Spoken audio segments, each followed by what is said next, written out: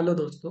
मेरा नाम अर्जुन कोहली है और रिसेंटली हम मशीन लर्निंग और वायरलेस कुछ प्रोजेक्ट्स और मैकेनिकल का एक प्रोजेक्ट और काफ़ी प्रोजेक्ट्स पे हम काम कर रहे हैं। तो आज का मेरा आपको बताने का क्वेश्चन मतलब ये है कि ये पॉइंट है कि अगर आपको मान लीजिए इलेक्ट्रॉनिक्स में कुछ सीखना स्टार्ट करना है तो वो आपको कहाँ से करना चाहिए। तो जैसे आप फर्स्ट ईयर में हो सकते हैं या स्कूल में हो सकते हैं और इलेक्ट्रॉनिक्स आपकी ब्रांच हो सकती है, तो आपको क्या अप्रोच यूज़ करना चाहिए कि आप एक सही ट्रैक पर एक टाइम पर आ सकते हैं। तो आज तक हमने जितने भी स्टूडेंट्स को ट्रेन किया है उनमें से ये निकल कर आया है कि यदि आप स्टार्ट कर रहे हैं तो सबसे पहले आप ब्रेडबोर्ड पर सर्किट बनाना सीखें, जो जनरली स्टूडेंट कहीं ना कहीं किसी न किसी प्रकार से सीखते ही है। और बहुत सारे ऐसे भी स्टूडेंट्स होते हैं जिन्हें इस स्टेप के बारे में पता नहीं होती है और वो सो कॉल्ड जो जो चीज़ें चलती रहती है उसी में जो है वो लगे हुए रहते हैं। जैसे उनको लगता है कि यार कोई बड़ा प्रोजेक्ट बना ले या फिर ठीक है स्कूल में कोई प्रोजेक्ट सबमिट करना है या कॉलेज में सबमिट करना है, तो वो कोई एक राइट स्टार्ट ले नहीं पाते हैं। जैसे बाकी सब्जेक्ट्स में जो है आपको हेल्प अवेलेबल होगी कि मान लीजिए लैंग्वेज सीखना है तो आपको क्या करना है, लैंग्वेज में पहले क्या सीखना है बाद में क्या है। तो इलेक्ट्रॉनिक्स में आप पहले ब्रेडबोर्ड पर बेसिक बेसिक सर्किट बनाएं, चाहे आप कोई सी भी सर्किट बनाएं। लेट्स से पावर सप्लाई का सर्किट बना रहे हैं या 555 टाइमर से आप बहुत सारे सर्किट्स बना रहे हैं, कंपैरेटर का यूज करके सर्किट बना रहे हैं, और भी आईसीज का यूज करके आप छोटे छोटे सर्किट्स ब्रेडबोर्ड पे बना सकते हैं। तो इसमें होता क्या है कि आप बेसिक बेसिक चीजें सीख सकते हो। जैसे रिले का यूज करना आप सीख रहे हो, रिले से आप एसी चलाना सीख रहे हो या रिले से नॉर्मल एलईडी को ऑन करना सीख रहे हो, तो जो एक बेसिक टर्मिनोलॉजी होती है वो आपको क्लियर होती जाती है। जब आपका मतलब बेसिक ऑफ इलेक्ट्रॉनिक्स का पार्ट पूरा हो जाता है तो आप जो है पीसीबी डिजाइनिंग सीख सकते हैं। क्योंकि अभी आपने क्या किया है, अभी आपने जो है बहुत सारे सर्किट ब्रेडबोर्ड पर बनाना सीखे हैं, तो आपको एक दूसरे की कनेक्टिविटी के बारे में पता चला है। मतलब पहला कंपोनेंट दूसरे कंपोनेंट के साथ में कैसे जुड़ा है, पहले से क्या क्या इनपुट लिया था, क्या आउटपुट मिल रहा है, और दूसरे तीसरे में क्या क्या चेंजेस हो रहे हैं। तो आपको उनकी इंटरकनेक्टिविटी के बारे में यहाँ पे पता चलता है। तो इन्हीं को अगर यदि आप ईगल सॉफ्टवेयर पे बनाते हैं या इजी ईडीए पे बनाते हैं या डिप्ट्रेस पे बनाते हैं, कोई भी बेसिक डिजाइनिंग सॉफ्टवेयर पे बनाते हैं, तो जो थ्योरी मतलब जो प्रैक्टिकल्स आपने किए हैं और आप डिजाइन करते जाएंगे ना, तो वो आपको कहीं ना कहीं क्लियर होते चले जाएंगे कि हाँ मैंने पहले ये कनेक्ट किया था तो ये हुआ था, ये सारी चीजें वहां पर आपको दिखेगी। तो आपका जो सेकंड स्टेप होना चाहिए ब्रेडबोर्ड के बाद में वो होना चाहिए आपका पीसीबी डिजाइनिंग का। और जब पीसीबी डिजाइनिंग आप कर लेते हैं तो आपको फैब्रिकेशन भी सीखना चाहिए। फैब्रिकेशन वाले पार्ट में क्या होना चाहिए कि आपने उसको इचिंग ड्रिलिंग सोल्डरिंग किया, आपके डिजाइन को आपने चेक किया, और जब आप फिजिकल बोर्ड हाथ में ले रहे हैं तो आप वहां पर देखिए कि कैसे वो दिख रहा है, क्या हमने ये जो ट्रैक्स हम लेके जा रहे हैं वो सही थे या दूर हो सकते थे या पास हो सकते थे। तो इसमें आपको काफी अंदाजा मिलेगा।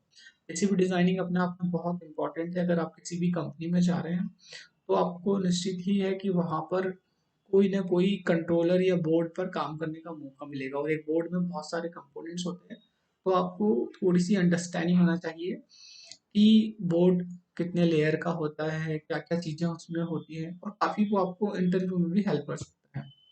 जब आपका पीसीबी डिजाइनिंग हो जाता है तो आप एक स्टेप इसको और थोड़ा सा ऐड कर सकते हैं कि आप सिमुलेशंस भी करना सीखें। जैसे बहुत ही फेमस दो सिमुलेटर्स हैं, एक है प्रोटियस जो काफी लंबे टाइम से चला हुआ आ रहा है, और दूसरा अभी रिसेंट में थिंकरकैड आया है। इसके अलावा भी और भी सिमुलेटर्स हैं जिनका यूज कर सकते हो, लेकिन प्रोटियस और थिंकरकैड में आपको लगभग लगभग अच्छी हेल्प मिल जाएगी। दोनों एक दूसरे को थोड़ा थोड़ा मतलब हेल्प करेंगे, मतलब किसी में कुछ होगा किसी में कुछ नहीं होगा तो भी आप बहुत कुछ उसमें करके देख सकते हो। अगेन यहाँ पर आप जब फिर से सारे सर्किट्स को कनेक्ट करके चलाएंगे तो यहाँ पर अब आपके पास में क्या होगा, एक ठहराव होगा, और आपके पास में जो है सारे सर्किट्स का नॉलेज होगा। तो आप इजीली उनमें बहुत सारे चेंज करके देख सकते हैं। आपको डर भी नहीं होगा कि यहाँ पे कुछ खराब हो जाएगा, और आपको पता भी होगा कि ठीक है ये नहीं तो ये लगा के देख सकते हैं। और सिमुलेशन में बहुत सारी चीजें आपको आसान कर देती है। सिमुलेशन में आप इवन माइक्रो कंट्रोलर्स को भी जो है वो मतलब उनके प्रोग्राम को भी चला के देख सकते हैं। तो जो आपकी फोर्थ स्टेप है, जैसे फर्स्ट स्टेप तो हमने ब्रेडबोर्ड पे सर्किट बनाना सीखा, सेकंड पर हमने पीसीबी डिजाइनिंग की, थर्ड पर हमने जो है सिमुलेटर्स को चला के देखा, फोर्थ में आप जो है वैसे तो आपको सी सी प्लस प्लस लैंग्वेज को बेसिक का रिवाइज करना चाहिए, चाहे आपने कभी भी की हो। लेकिन माइक्रो कंट्रोलर की प्रोग्रामिंग चालू करने से पहले आपको ये सारी चीजें करके ही देखना चाहिए। उसका कारण ये है कि कंट्रोलर में इंटरफेसिंग अपने आप में एक चैलेंज है, और वो एक नीड रखती है, मतलब उसमें हमको एक शॉर्ट ऑफ नॉलेज होना चाहिए कि कितना वोल्टेज आएगा, कितना करंट आएगा, ये सेंसर का बिहेवियर क्या है। ऑल्दो अपने सेंसर्स के बिहेवियर जो है वो ब्रेडबोर्ड पे सीख लिए होंगे, लेकिन फिर भी आप जो है अ, इनको ये जो अगर आप फोर्थ फोर्थ या हमारी फोर्थ जो स्टेप्स है उसके अंदर आप अगर प्रोग्रामिंग सीखते हैं तो ज़्यादा अच्छा है, क्योंकि अब हर टाइम पर प्रोग्रामिंग आने वाली है।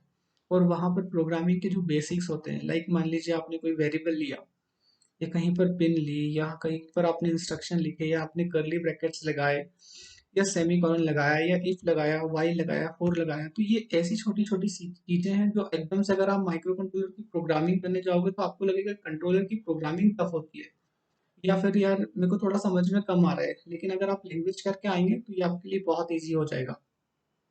और जब आपने लैंग्वेज को थोड़ा सा ब्रशअप कर लिया है तो देन आप जो है वो ऑर्डिनो ले सकते हैं, 8051 ले सकते हैं, पिक ले सकते हैं।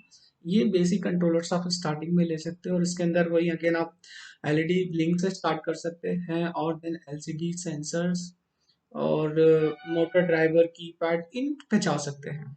और धीरे धीरे ये करने के बाद में आप जो है मतलब तीन चीजों को एक साथ जोड़कर चलाना सीख सकते हैं। लेट से कीपैड को ऐड कर लिया, मोटर ड्राइवर को ऐड कर लिया, एलसीडी को ऐड कर लिया, आरटीसी मॉड्यूल को ऐड कर लिया, तो इनको जब आप चलाएंगे तो आपकी प्रोग्रामिंग नॉलेज सब स्ट्रांग होगा।